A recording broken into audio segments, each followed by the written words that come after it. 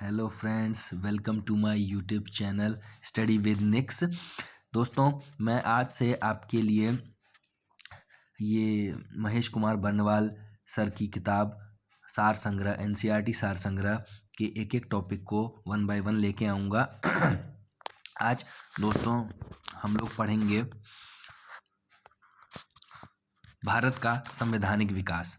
इसमें ये पहला टॉपिक है इस किताब का, तो आज हम लोग इसी किताब से शुरुआत करेंगे। तो दोस्तों शुरू करते हैं। पॉइंट बाय पॉइंट हम चलेंगे और फटाफट ख़त्म करेंगे। आप लोग बस ध्यान से सुनते जाइए, और अगर कुछ जल्दीबाजी में छूट जाए तो आप पीछे आके वीडियो में देख सकते हैं और कई बार देख सकते हैं। ठीक है, तो पहले पॉइंट से शुरू करते हैं। रेगुलेटिंग एक्ट 1773 द्वारा सर्वोच्च न्यायालय की स्थापना कहाँ की गई थी? कलकत्ता में 1774 ईस्वी में। भारतीयों को भारत के प्रशासन में भाग लेने का अधिकार किस अधिनियम के द्वारा प्राप्त हुआ? चार्टर एक्ट 1833 के द्वारा। भारतीय विधान परिषद को बजट पर बहस करने की शक्ति किस अधिनियम के द्वारा प्राप्त हुई? भारत परिषद अधिनियम 1892 द्वारा।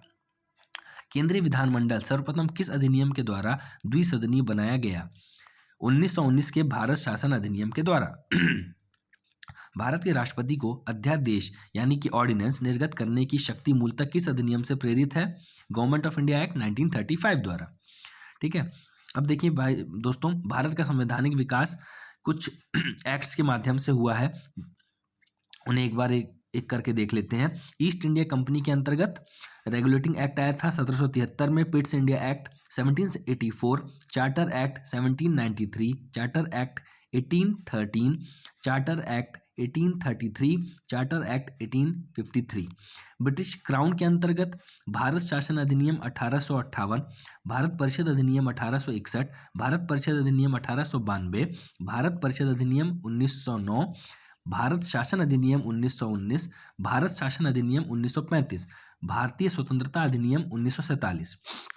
तो ये एक मोटा मोटा संवैधानिक विकास हमने देख लिया है। अब इन पूरा जो कॉन्स्टिट्यूशन डेवलपमेंट है उनके पॉइंट्स भी हम लोग साथ साथ देख रहे हैं। ऊपर कुछ देखें, अभी आगे और देखते हैं। प्रांतों में द्वैत शासन व्यवस्था यानी कि डायरकी सिस्टम किस अधिनियम के द्वारा लागू की गई थी? भारत शासन अधिनियम 1919 द्वारा। ब्रिटिश भारत में किस अधिनियम में संघीय शासन का प्रावधान था? भारत शासन अधिनियम 1935 में। अखिल भारतीय संघ स्थापित करने का प्रावधान किस अधिनियम में किया गया था? भारत शासन अधिनियम 1935 में।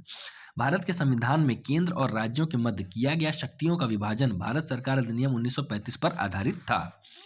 एक निर्वाचित संविधान सभा द्वारा भारत के संविधान का निर्माण करने का प्रस्ताव किसके द्वारा दिया गया था? क्रिप्स मिशन के द्वारा। भारतीय संविधान सभा का गठन किसके अंतर्गत किया गया था? कैबिनेट मिशन 1946 ईस्वी के अंतर्गत।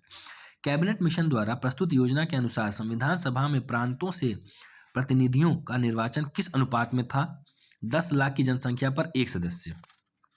भारतीय संविधान का निर्माण करने वाली संविधान सभा के सदस्यों का चुनाव किसके द्वारा किया गया था? विभिन्न प्रांतों की विधानसभाओं के द्वारा। ठीक है, तो 1946 में दोस्तों एक अंतरिम सरकार बनी थी जिसके सदस्य और उनको क्या विभाग आवंटित थे उनको देख लेते हैं।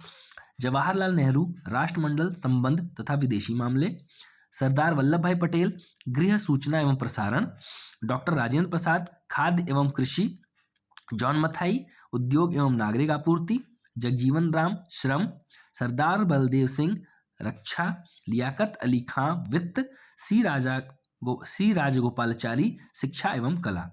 और एक और इम्पॉर्टेंट पॉइंट लास्ट में इसमें दिया हुआ है, उसको भी देख लेते हैं। भारत शासन अधिनियम 1919 की समीक्षा करने के लिए वर्ष 1927 में साइमन कमीशन का गठन किया गया था। ठीक है दोस्तों, अगला पॉइंट है भारत की संविधान सभा की पहली बैठक कब हुई थी? 9 दिसंबर 1946 को। भारतीय संविधान का प्रथम प्रारूप first draft sir BN Rao द्वारा तैयार किया गया था। संविधान सभा का स्थायी अध्यक्ष परमानेंट चेयरमैन किसे चुना गया था? डॉक्टर राजेंद्र प्रसाद को। संविधान सभा में पंडित नेहरू द्वारा उद्देश्य प्रस्ताव कब प्रस्तुत किया गया था? 13 दिसंबर 1946 को। नेहरू द्वारा प्रस्तुत उद्देश्य प्रस्ताव संविधान सभा में कब स्वीकृत हुआ था? 22 जनवरी 1947 को। भारतीय संविधान के निर्माण काल में संविधान सभा के कुल कितने अधिवेशन यानी सेशन हुए थे? 11। भारतीय संविधान के निर्माण में संविधान सभा को कितना समय लगा? 2 वर्ष 11 माह और 18 दिन। भारतीय संविधान सभा के संवैधानिक सलाहकार कौन थे? Sir BN Rao. भारत की संविधान सभा ने वर्तमान रूप में राष्ट्रीय ध्वज को कब अपनाया? ये बहुत इंपॉर्टेंट क्वेश्चन है दोस्तों, 22 जुलाई 1947 को। वैसे तो इसमें सभी इंपॉर्टेंट है, सब क्वेश्चंस ही हैं। संविधान सभा की प्रथम बैठक की अध्यक्षता डॉक्टर सच्चिदानंद सिन्हा अस्थाई ने की थी। ये अस्थाई अध्यक्ष थे, उसके बाद परमानेंट अध्यक्ष बने थे आपके राजेंद्र प्रसाद साहब। भारत का संविधान कब स्वीकार किया गया? 26 नवंबर 1949 को। भारतीय संविधान पूर्णतः कब लागू हुआ था? 26 जनवरी 1950। देखिए कुछ प्रोविजन तो 26 नवंबर 1949 को ही लागू हो गए थे, जो बचे हुए थे वो 26 जनवरी 1950 को लागू हुए थे। अब हम अपनी संविधान सभा या फिर कॉन्स्टिट्यूएंट असेंबली के बारे में जान लेते हैं। 9 दिसंबर 1946 को संविधान सभा की प्रथम बैठक हुई, जिसमें डॉक्टर सच्चिदानंद सिन्हा को अस्थायी अध्यक्ष तथा 11 दिसंबर 1946 को डॉक्टर राजेंद्र प्रसाद को स्थायी अध्यक्ष चुना गया। संविधान निर्माण का प्रारंभ 13 दिसंबर 1946 को पंडित जवाहरलाल नेहरू द्वारा प्रस्तुत उद्देश्य प्रस्ताव ऑब्जेक्टिव रिजोल्यूशन से हुआ, जिसे 22 जनवरी 1947 में सर्वसम्मति से स्वीकार कर लिया गया। 26 नवंबर 1949 को भारतीय संविधान अंगीकृत यानी कि अडॉप्ट किया गया, जबकि 26 जनवरी 1950 को इसे पूर्णतः लागू एग्जीक्यूट किया गया। 26 नवंबर 1949 को भारतीय संविधान किसके द्वारा अधिनियमित किया गया था? संविधान सभा के द्वारा। जनगण मन को भारत के राष्ट्रगान के रूप में कब अपनाया गया था? 24 जनवरी 1950 में। भारत सरकार द्वारा अशोक स्तंभ को राष्ट्रीय चिन्ह नेशनल एम्बलम के रूप में कब अंगीकृत किया गया था? 26 जनवरी 1950। संविधान सभा की सलाहकार समिति एडवाइजरी कमेटी के अध्यक्ष सरदार वल्लभ भाई पटेल थे। संविधान सभा की झंडा समिति के अध्यक्ष कौन थे? डॉक्टर राजेंद्र प्रसाद। ठीक है, प्रमुख समितियां एवं उनके अध्यक्षों को देख लेते हैं एक बार, जो कि संविधान निर्माण की प्रक्रिया में शामिल थे। सबसे पहली और इम्पोर्टेंट है संघ शक्ति समिति पंडित जवाहरलाल नेहरू, संघीय संविधान समिति पंडित जवाहरलाल नेहरू, प्रांतीय संविधान समिति सरदार वल्लभ भाई पटेल, प्रारूप समिति डॉक्टर भीमराव अंबेडकर, मौलिक अधिकारों एवं अल्पसंख्यकों संबंधी परामर्श समिति सरदार वल्लभ भाई पटेल, प्रक्रिया नियम समिति डॉक्टर राजेंद्र प्रसाद, राज्यों के लिए समिति पंडित जवाहरलाल नेहरू, संचालित समिति डॉक्टर राजेंद्र प्रसाद। संविधान सभा के कार्यों से संबंधित समिति के अध्यक्ष कौन थे? GV Mavalankar. Doctor BR Ambedkar की अध्यक्षता में संविधान सभा की प्रारूप समिति में 6 अन्य सदस्य थे। N Gopal Swami Ayyangar, doctor KM Munshi, BL Mitra. बाद में इनके स्थान पर N माधव राव आए थे। अल्लादी कृष्ण स्वामी अय्यर, सैयद मोहम्मद सादुल्ला तथा DP खैतान। बाद में इनके स्थान पर TT कृष्णामाचारी आए थे। संविधान सभा ने डॉक्टर BR अंबेडकर की अध्यक्षता में प्रारूप समिति का गठन कब किया था? 29 अगस्त 1947 को। डॉक्टर BR अंबेडकर का संविधान सभा में निर्वाचन किस प्रेसिडेंसी से हुआ था?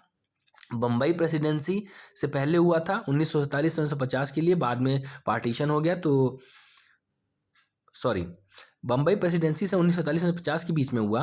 पहले बंगाल प्रेसिडेंसी से हुआ था इनका चुनाव, लेकिन क्योंकि पार्टीशन हो गया तो वो प्रेसिडेंसी चली गई थी पाकिस्तान में, तो फिर इन्हें दोबारा नियुक्त किया गया बम्बई प्रेसिडेंसी से। इसके बाद एक इंपॉर्टेंट पॉइंट और बचता है दोस्तों, से भी जान लेते हैं।